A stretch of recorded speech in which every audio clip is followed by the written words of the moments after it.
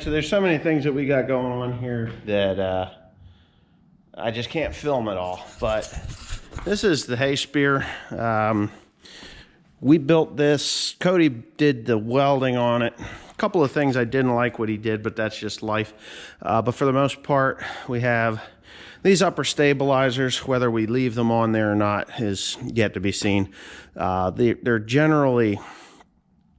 No, they're probably just going to get pulled right out right now and not used until springtime or when things get a little mushy. You know, things do get a little soft. You get top bales and stuff, and that will help. That'll help stabilize those so they don't fall over. But for the most part, what I'm doing right now is drilling holes. This thing had U-bolts, and the U-bolts, I'm not a big fan of the U-bolts. So what I'm doing is actually, well, just boring holes through these 3 holes. I'm going to add another one there, 5/8. The reason I'm doing that is because they need to be bolted in case these break. These are the global hookup system for the John Deere. You know, that the 6210R has the global hookup system, and I've been told several times that thing is going to fail. And if they fail on this end, then I can unbolt them.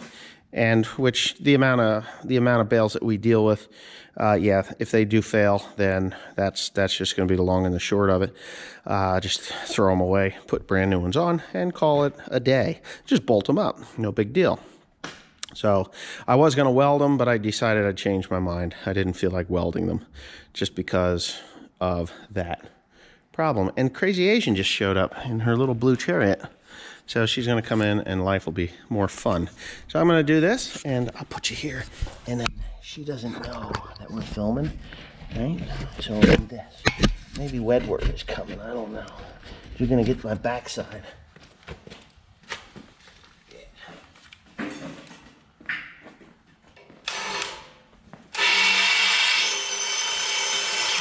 That is a dull ass bit. Which one? Oh. Man, broke the damn bit I was using. Maybe I can use it. I hate breaking bits off. The bit pisses me off. Oh. Is she beeping? Yeah. Wow. She's walking away from the cars that run. You didn't probably shut that door on that thing.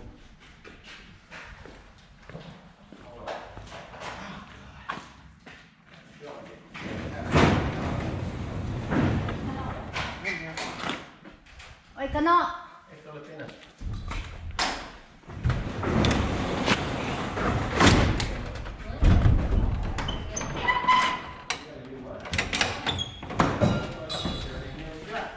Burger?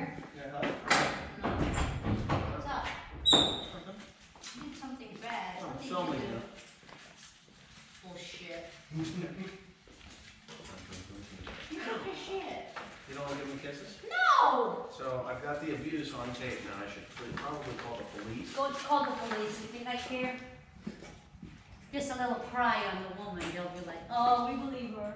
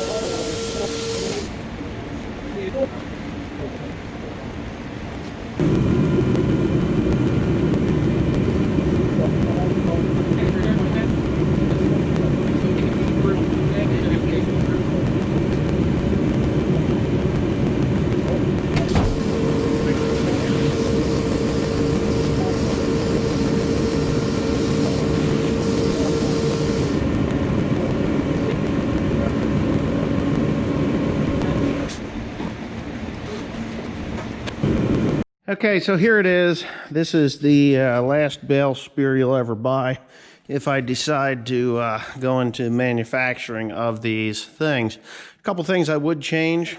Paint is one of them. I would just get a generic, well, actually, quite honestly, I would paint them whatever color you ordered them in, whether they be green or red or black.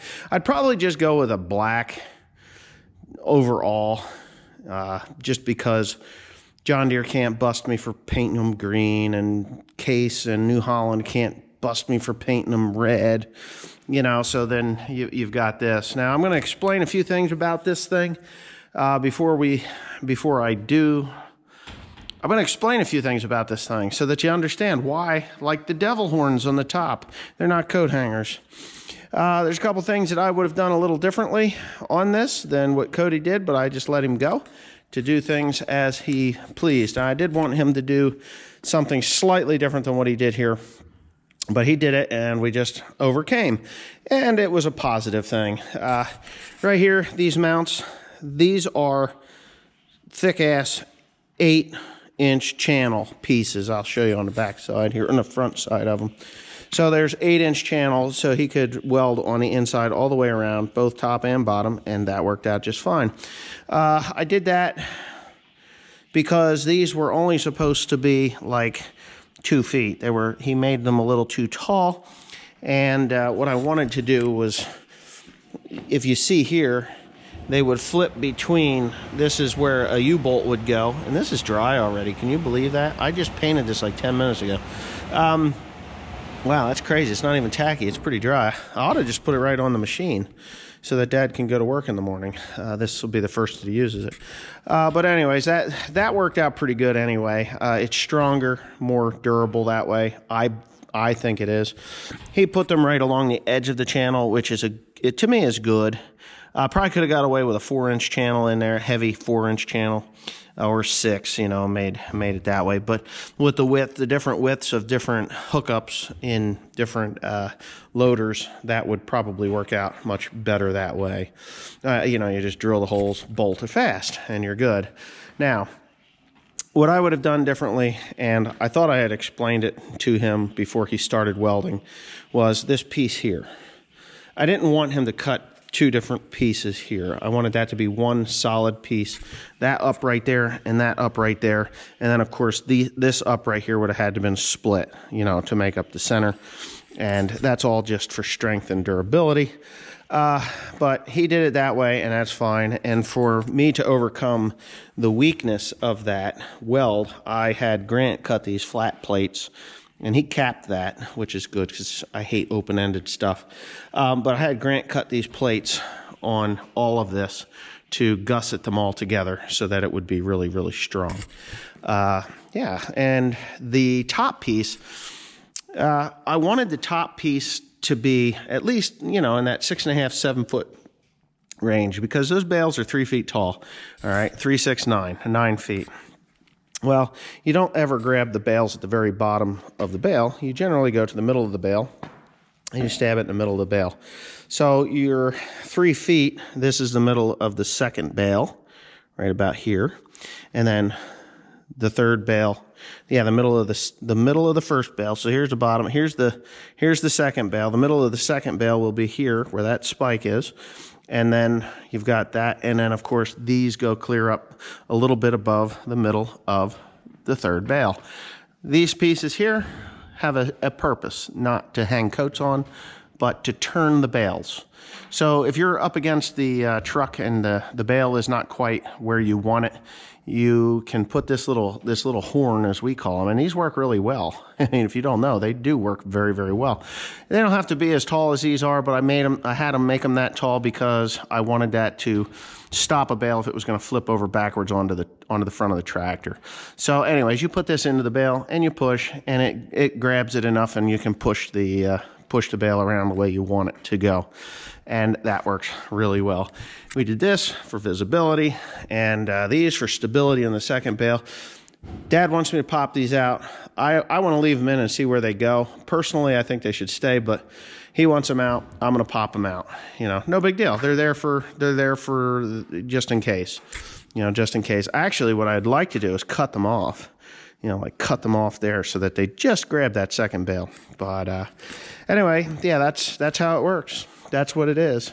This is the last bale spear you'll ever buy. If you decide you want one of these things, it'd be like $3,000. Yeah, it's a lot of money, you know, but by the time you put it all together, the time that it takes, the steel to build it, you know, you're looking at, it would be like $2,500. I would say probably $2,500 with the spikes, you know, you're looking at 1, 2, 3, 400, 500 just for the spikes alone, if you want the small stubbies. They do make shorter ones than that, but, you know, you 1, 2, 3, 400, 500 for the spikes. So $2,000 for the frame. The mounts you have to procure yourself for your loader, and then you put them on. And then, you know, the spikes that you want, the different sizes you want. Because I've got $400 in just the bottom spikes alone. They're shorter on the outsides because you don't need really long ones. If you want to do round bales with these, you can grab 2 round bales. You can do that. That's easy enough. 1, 2, you know, run with 2 round bales. It'll work because it is 7 feet wide. So, but anyways, if you're interested in that, just let me know. If you think I should build a couple of them and have them on hand here, then I will. And when somebody wants one, I'll ship it out, or they can come and get it, one or the other. Makes no difference to me. It's kind of hard to grab these things. I'm going to show you these spikes here. I know that my dad is not a fan of the upper 2 spikes that are on this thing. They're just basically stabilizers. He feels that they're going to push the bales over. To be quite honest with you, they don't push the bales over at all. They don't do anything that's even remotely close to that. And as you can see with the horns, they're almost to the top of that upper bale, which is perfect for what we're doing, if you ask me. I mean, now watch, we're actually stacking downhill, which, if you know anything about stacking hay one-handed, it's difficult at best. So you're stacking downhill, and we pulled right out of them. It pulled right out of them with the spikes at the top or in the middle for the second bale. And I know he's the one that's going to be running this thing, and he told me yesterday, he said, get them things out of there. I don't want anything to do with them. Well, he's getting more and more like my grandmother, and I'll tell you a little story about her. I love my grandmother, but the older she got, the more ornery she became. And if that does not make you happy to see what I just did, that slick, if you've never ran one of these things, you'll know that what I just did right there, by just reaching up one-handed on this stuff and just tilting the sucker back like it wasn't even there, those upper spikes will absolutely pay you dividends. Now when we back out of them, you don't even know they're there. So that was, in my opinion, that was that was the best thing that I did with these things. And the more you use them, the shinier they get and the easier they are to handle. And I'm just playing around. There's really, well, here, I'll stop playing around. I'll actually do some I'll do some work.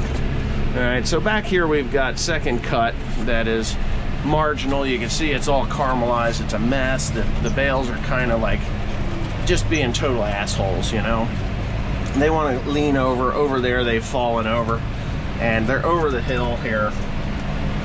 Now, a lot of times when you get into bales that are like this, you get into bales that are like this, and they want to, you see how that's leaned over like that? And what happens is the damn things will just want to tilt right the hell off. So here's the problem. Of course, that's that. Here's the problem. Now here they're gonna want to pull the whole pile over, right? So you have a problem there. And a lot of times with this stuff, when you get into a situation where it's like that, it's like, well, now what am I gonna do?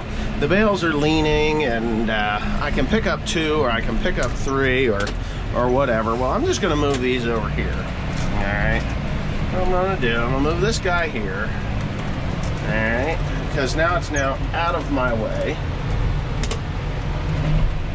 Normally I don't even use a clutch on this tractor because it's just not necessary. So when you get bales that are leaning like this, and you start moving them around without those upper 2 spikes in there, the whole damn thing, they'll slide right the hell over because the weight has shifted from one side to the other, and it's a pain in the ass. So here I've got the upper spike in there. Now I'm picking them up from downhill position, and look at that. They just come right up. So that's worked out really well. I don't care what anybody says. My father, you know, he can be a pain in the ass sometimes. I mean, we're all a pain in the ass at times, but right now, with those bales that were leaning like that, they can just be an absolute asshole. And I know with the other machine, or the other forks, the hay savers, that upper bale would want to drift down to the side, it would want to fall over. But because I've got the stabilizer spikes in there, and they're only 24 inches, they're 2 feet, they go halfway through the bale. Not at all an issue pulling out. See that? It's like, damn, pull it out. And there it is, pulled out, set it there. I love it. I think that Cody did an awesome job. I think that, you know, the minor improvements that we could make to the design of it to make it more easy to weld, not at all the design for the handling, but the welding aspect of it, those, you know, and to make it faster to produce it without compromising strength. As a matter of fact, I think it would be stronger if I did it the other way. So yeah, now the horns on the top there, they're dual purpose. Those are made put on there specifically for turning bales on loads. So when you get up to one and you start pushing on it, it's like a little spike, really. That's all it is. It's just a little spike. I would sharpen up some steel, some round stock, and put on there just a little bit, but it's not necessary. They stab in and grab just enough to do the job that they were intended to do. But I'm not going to take those spikes out of there, whether he likes it or not. He's just going to have to go deal with it. And I was talking about my grandmother and my dad getting a lot like my grandmother, and I should probably finish that story because it's worth telling. My grandmother years ago, she passed away in February. But